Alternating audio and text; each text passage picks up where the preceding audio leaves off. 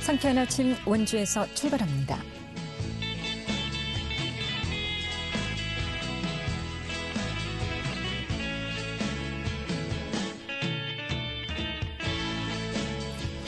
안녕하십니까. 12월 8일 금요일에 인사드립니다. 상쾌한 아침 원주에서 출발합니다. 진행의 김혜정입니다. 한태호 아나운서 출장으로 인해서 오늘 진행하도록 하겠습니다. 금요일은 오늘 포근한 날씨 되겠습니다. 오늘 아침 최저 기온은 평창이 영하 2도로 가장 낮겠고 낮 최고 기온은 강릉, 동해, 삼척이 19도까지 오르는 등 이례적인 고온 현상을 보이겠습니다. 철원에서는 오후부터 1mm 내외의 비가 내리겠는데요. 주말에도 역시 포근한 날씨 이어지겠습니다. 원주지방 현재 기온은 1도, 습도는 85%입니다. 먼저 오늘 준비한 소식 정리하겠습니다. 먼저 취재기자 연결해서 도내 정치 이슈 살펴보도록 하겠고요. 또 원주시가 강원특별자치도 최초로 여성 친화 도시의 3회 연속 지정되는 쾌거를 거뒀습니다. 이 소식 리포터 현장에서 알아보고요. 또 원주문화재단이 주관하는 원주 그림책 페스티벌이 오늘 책예술관 일대에서 개최된다는 소식까지 함께 알아보겠습니다. 12월 8일 금요일 상쾌한 아침 원주에서 출발합니다.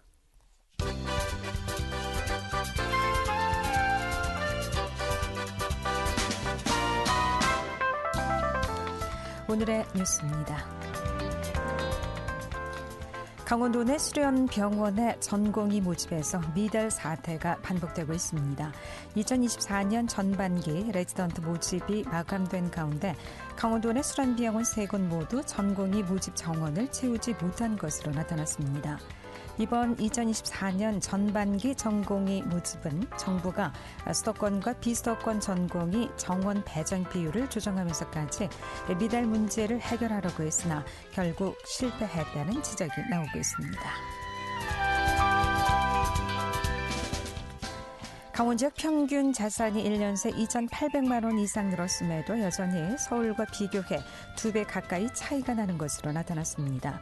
특히 코로나19에 이은 부동산 가격 하락 등 경기 침체로 전국 가계 자산은 1년 만에 3.7% 하락하며 관련 통계가 시작된 2012년 이후 11년 만에 처음으로 감소했습니다. 거주 주택 자산이 10%나 줄어드는 등 큰 타격을 입은 것으로 해석되고 있습니다. 15년간 지지부진했던 원주 불온 일반산업단지 조성에 탄력이 붙었습니다. 원주시가 출자해 민관 합동으로 추진 중인 불온 산업단지 조성 사업의 핵심 추진 동력인 800억 원 규모의 프로젝트 금융약정이 어제 체결됐습니다. 여기에 불온 3단 조성은 물론 향후 운영 성공을 위한 핵심 축인 영동고속도로 불온 IC 개설도 추진이 공식화된 것으로 알려지고 있습니다. 오늘의 주요 뉴스였습니다.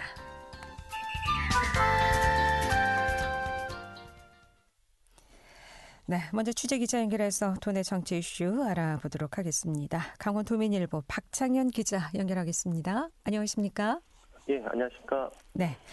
자, 이제 내년 4월 10일 치러지는 총선 후보자들의 예비 후보 등록이 오는 10일부터 시작된다고 하는데 사실상 총선 레이스가 시작된다고 봐야겠죠. 먼저 내년 예비 후보 등록 어떻게 진행되는지 먼저 알아보겠습니다. 예, 내년 4월 10일 치러지는 제22대 국회의원 선거 지역구 예비 후보자 등록이 오는 12일부터 시작이 됩니다. 중앙선거관리위원회에 따르면은 예비 후보자 등록을 희망하는 후보는요, 12일부터 관할 선거관리위원회에 관련 서류와 정가 기록 그리고 학력 증명서 같은 서류를 제출하면 되고요. 기타금 300만 원을 납부하면 됩니다. 장애인 또는 선거일 기준 29세 이하 청년은 한 150만 원, 30세 이상 39세 이하는 210만 원의 기타금을 납부하면 됩니다. 공무원 등 입후보 제한직에 있는 출마자들은요, 예비 후보자로 등록하려면 등록 신청 전까지 사직을 해야 되고요. 예비 후보자로 활동하지 않더라도 선거에 출마하려는 후보자는요, 선거일 90일 전인 1월 11일까지 사직을 해야 됩니다. 지방자치단체, 예를 들면 시장군수 등이 해당 지방자치단체의 관할구역과 같거나 겹치는 지역구 국회의원 선거에 입후보하려면요, 선거일 120일 전인 이번 달 12일까지 예비후보 등록일까지 사직을 해야 됩니다. 네. 나이에 따라서 기타금 금액이 좀 달라지나요? 네. 그렇습니다. 예. 자, 이렇게 12일부터 예비 후보 등록이 시작이 되는데 후보자 등록이 되면 선거 운동을 바로 할 수 있는지 또 어떤 선거 운동을 할 수가 있습니까? 예, 예비 후보자는 일단 선거 운동을 위해서요. 등록을 하게 되면 선거 사무소를 설치할 수 있고요. 선거 운동용 명함 배부라든가 어깨띠 또는 표지물을 착용할 수가 있습니다. 본인이 전화로 직접 통화하는 방식의 지지를 호소할 수 있고요. 관할 선관위가 공고한 그 수량 범위 내에서 예비 후보자 홍보물을 발송할 수가 있습니다. 그 예비 후보자는 또 후원회를 설립해서요. 한 1억 5천만 원까지 모금을 할 수 있습니다. 또 관할 선관위가 공고한 선거비용 제한액 범위 내에서 선거비용도 사용을 할 수가 있습니다. 그 후원회에 연간 한 2천만 원까지 이렇게 후원금을 기부할 수가 있고요. 1회 10만 원 이하, 연간 120만 원 이하는 익명 기부도 가능합니다. 대신에 그 외국인과 그 국내의 법인 또는 단체는 정치 자금을 기부할 수가 없는 상황입니다. 네. 그러면은 후원금은 1억 5천만 원까지 모금할 수 있다는 말씀이신가요? 그렇습니다. 네. 네.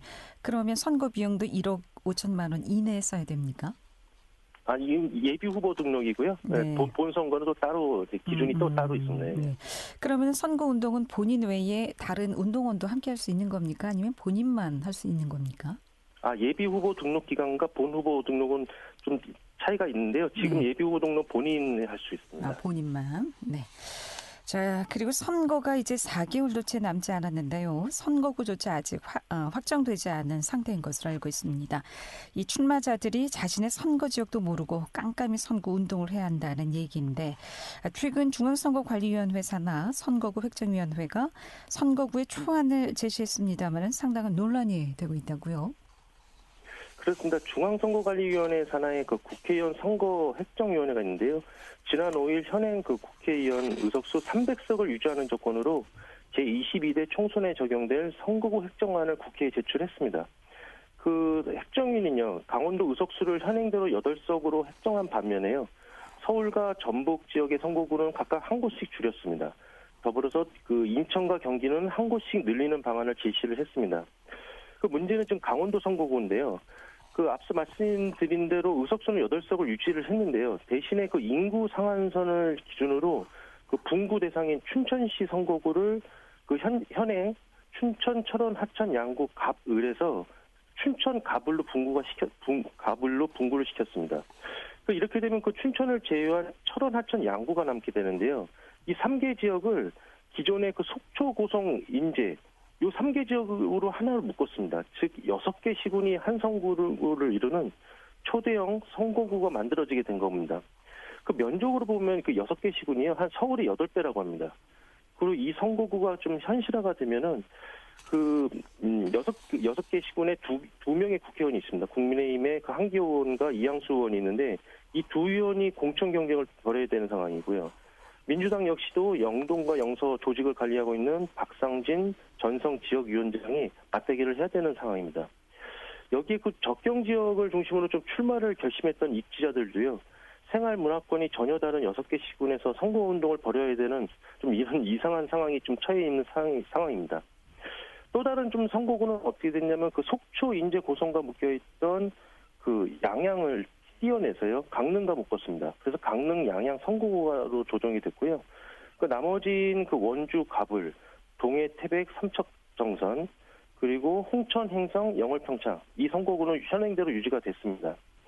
그 이번 획정안은 결정이 된 건 아니고요. 이게 지금 중앙선거관리위원회에서 국회에 제출을 한 겁니다. 그래서 국회는 정치개혁특별위원회와 법제사법위원회를 거쳐서 다시 재심사를 하게 될 것 같은데요.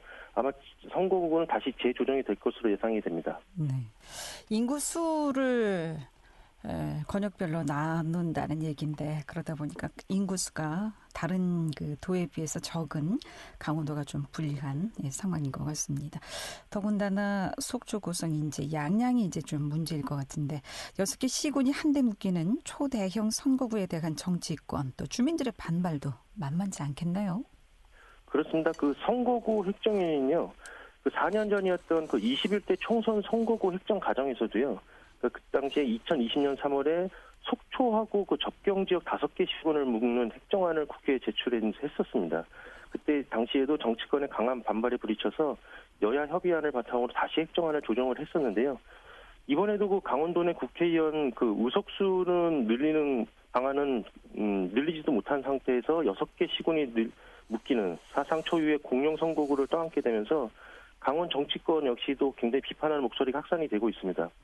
그 국민의힘의 그 속초 인재 고속 양양 현역 국회의원이면 이양수 의원하고 춘천 철원 하천 양구의 그 한기호 의원이 엊그저께 국회에서 그 윤지혁 원내대표를 만나가지고요. 6개 시군 통합안에 대한 우려를 전달을 했고요. 재조정 필요성을 피력을 했습니다.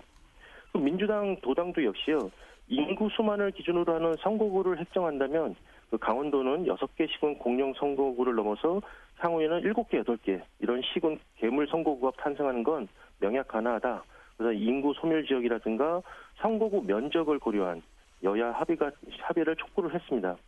그 정의당도 역시요. 국회가 그 핵정 시한이 지금 7개월이나 넘긴 상황에서 진전된 선거구를 제시하지 못하고 있다. 그래서 국회의 책임을 물었고요. 선거구 핵정 기준은 인구가 적어서 받게 되는 그 지역 차별을 해소하는 방향으로 설계돼야 된다. 이렇게 주장을 하겠습니다. 네. 자, 이제 정말 몇 개월 남지 않은 상황인데 그럼 선거구 획정은 향후 어떻게 될까요? 예, 그 여야가 그 앞서 말씀드린 대로 국회 그 정치개혁특위에서 1차 심사를 하게 됩니다. 실제 어제 그 첫 회의를 가졌고요.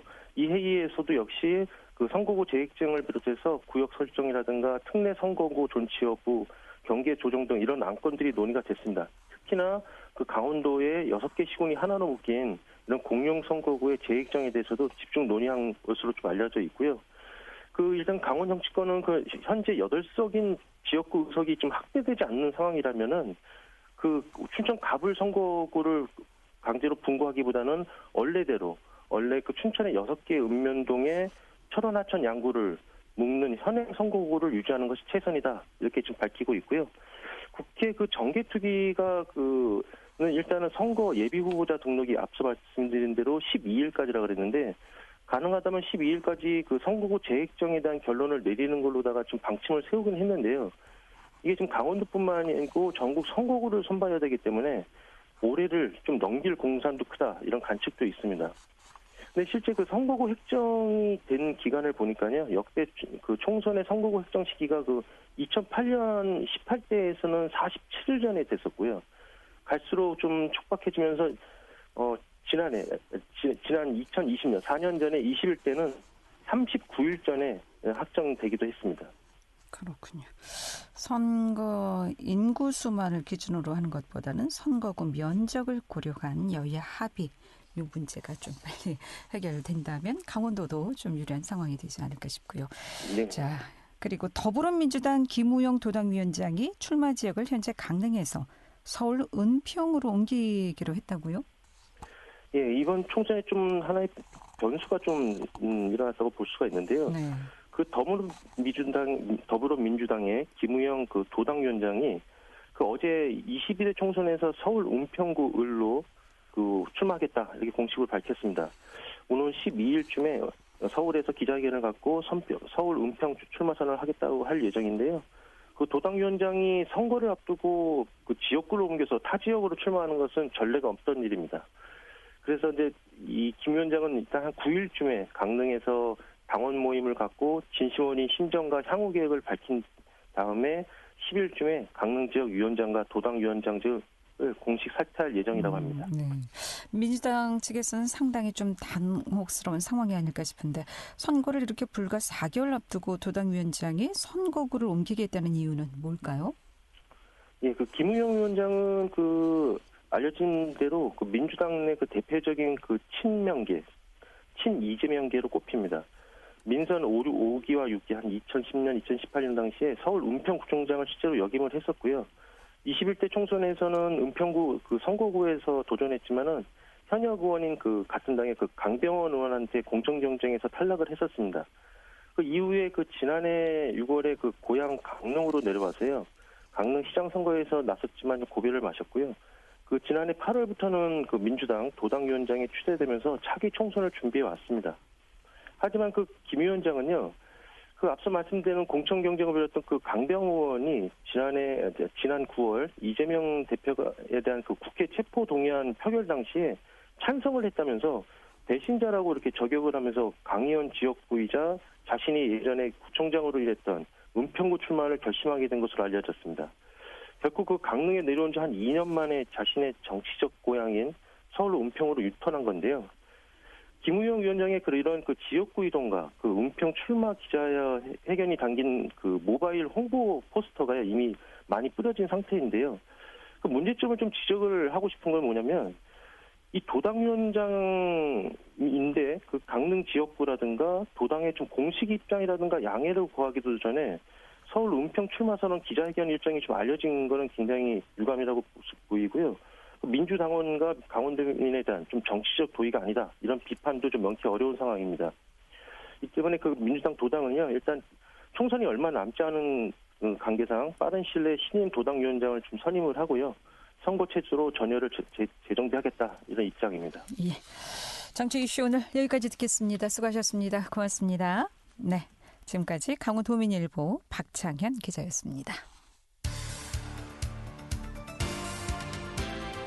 알찬 정보, 생생한 현장의 소식을 전해드립니다. 리포터 현장.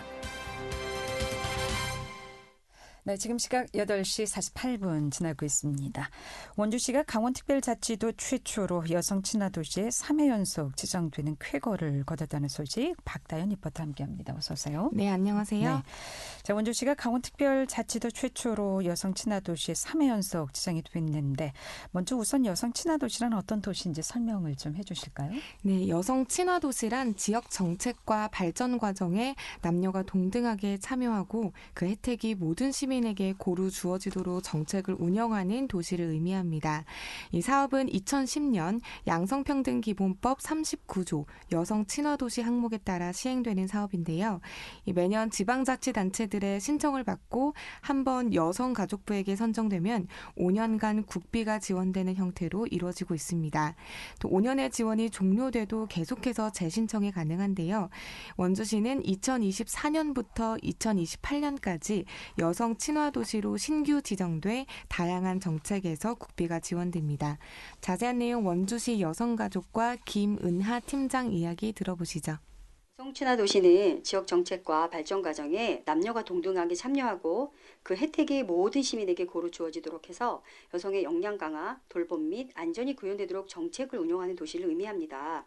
여기서 여성 친화도시의 여성은 여성만을 의미하는 것은 아니고 사회적 약자를 대변하는 상징적 의미로서 아동, 청소년, 장애인, 노인에 대한 배려를 포함하는 것으로 이해해 주시면 좋을 것 같습니다. 원주시는 2013년 여성 친화도시 조성을 위해 5개년 계획을 여성가족과로부터 인정받아서 여성 친화도시로 지정되었습니다. 전담 인력 배치, 양성평등 중장기 계획 수립, 시민참여단 구성 및 운영, 여성친화마을 및 양성평등 기금 사업 등 성평등 정책 추진 기반을 구축하여 2018년 여성친화도시로 재지정되었습니다. 네. 그렇다면 원주시가 이렇게 3회 연속 여성 친화도시로 지정될 수 있었던 이유는 어떤 것들이 있을까요? 네, 여성 친화도시에서의 여성은 여성만을 의미하는 것이 아닌데요. 이 사회적 약자를 대변하는 상징적 의미로 아동과 청소년, 장애인, 노인에 대한 배려를 포함합니다. 이 여성 친화도시가 되려면 이 성평등 추진 기반이 구축되고 또 여성 경제와 사회 참여 확대, 지역사회 안전 증진, 또 가족 돌봄 환경이 조성돼야 하고 또 마지막으로 여성의 지역사회 활동 역량 강화가 있습니다. 이 모든 조건을 모두 충족했을 때 지정이 되는 건데요. 원주시는 특히 지역사회 안전 증진 사업으로 추진한 여성 안심보안관 운영, 자율방범 합동순찰대 운영, 그리고 가족 친화 환경 조성 사업으로 추진한 여성 친화적 마을 공동체 조성, 아동 돌봄 원스톱 통합지원센터 구축 지원 확대로 이번에도 여성 친화도시에 지정될 수 있었습니다. 이어서 원주시 여성가족과 김은하 팀장 이야기 들어보시죠. 네, 여성 친화도시 지정으로 노인, 장애인, 아동, 청소년 등이 살기 좋은 원주라는 도시 이미지를 구현해서 대내외 홍보함으로써 원주시의 브랜드 가치 향상을 기대할 수 있겠습니다. 여성가족과는 여성, 아동, 청소년 등을 포함한 가족을 모두 아우르는 업무를 담당하고 있습니다. 특히 돌봄 분야에 대해 말씀드리자면 원주시 아동돌봄 원스톱 통합지원센터를 운영하여 아동돌봄 관련 상담, 신청, 접수 등을 원스톱으로 해결하고 정보 제공 및 긴급 일시 돌봄을 지원할 계획입니다. 또한 다함께 돌봄센터를 2026년까지 매년 2개소씩 확충하여 총 12개소로 확대 운영할 예정이며 이용 아동에게 1인당 월 10만 원을 지원하는 등 공백 없는 돌봄 환경을 조성하는 데 지속적으로 노력할 예정입니다. 네. 원주시가 3회 연속 여성 친화 도시로 지정이 됐다는 것은 그만큼 모든 사람들이 함께 더불어서 살기 좋은 도시라는 것이 증명된 점이 아닐까 싶은데 앞으로도 기대해 보도록 하겠습니다. 네, 원주시 여성가족과에서는 여성뿐만 아니라 아동, 또 청소년, 장애인, 노인에 대한 다양한 정책을 추진하고 있는데요. 여성 친화 도시 지정으로 원주시가 살기 좋은 도시가 되길 기대해 보겠습니다. 예. 박다연 리포터였습니다. 잘 들었습니다. 네, 감사합니다.